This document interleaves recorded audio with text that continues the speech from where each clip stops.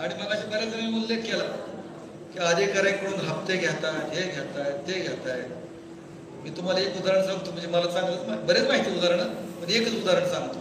पंढरपूर तालुक्यामध्ये आपल्या तालुक्यातल्या कोणाचा तरी गांजा पकडला, तिथल्या पोलिसांनी पकडला गांजा. 10 मिनिटांमध्ये आता पोलिसांनी पकडल्यावर काय, पोलीस त्यांच्या स्टाईलमध्ये त्याला दाना बोलली, काय बोलायच्या भाषेत काय असेल ते बोलली. 10 मिनिटात फोन आला, माझा कार्यकर्ता आहे, गाडी सोडून द्या. दिली सोडून गाडी. परत फोन आला, तू त्याला असं का बोला, तसं का बोलला? म्हणला साहेब तुम्ही सांगितलं गाडी सोडून दिली, मी गुन्हा सुद्धा दाखल केला नाही, तू त्याला असंच का म्हणला? ती भेटायला आला बंगल्यावर.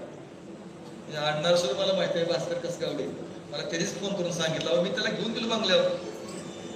भेटता नाही म्हणले, 2 तास दारात उभं राहिले. ते PI आलेत म्हणले स्वतः.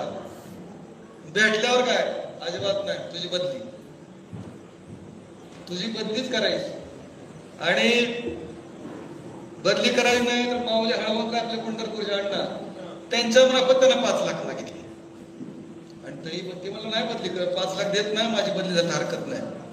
त्याची बदली केली. आणि नुसती बदली नाही केली आणणार.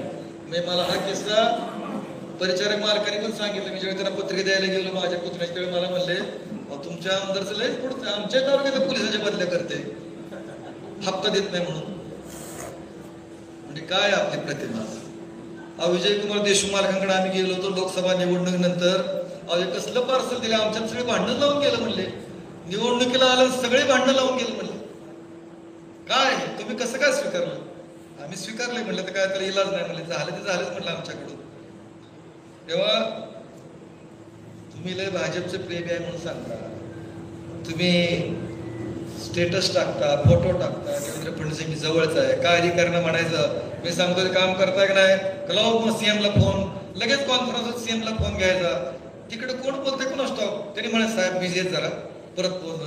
नाही साहेबांना सांगा की असं अधिकारी करतोय, असं ती लावायचं सगळंच फोन. तर PLM नसतोय, देवेंद्र फडणवीस पण नाही, पण हप्ते गोळा करायसाठी ही पद्धत आहे. ह्याच्यामुळं भाजप बदनाम होतोय, त्याच्यामुळं देवेंद्र फडणवीस बदनाम होत आहे. पक्षाला बदनाम करायचा कार्यक्रम इथं चालू आहे. आणि भाजपचं खरंच प्रेम होतं.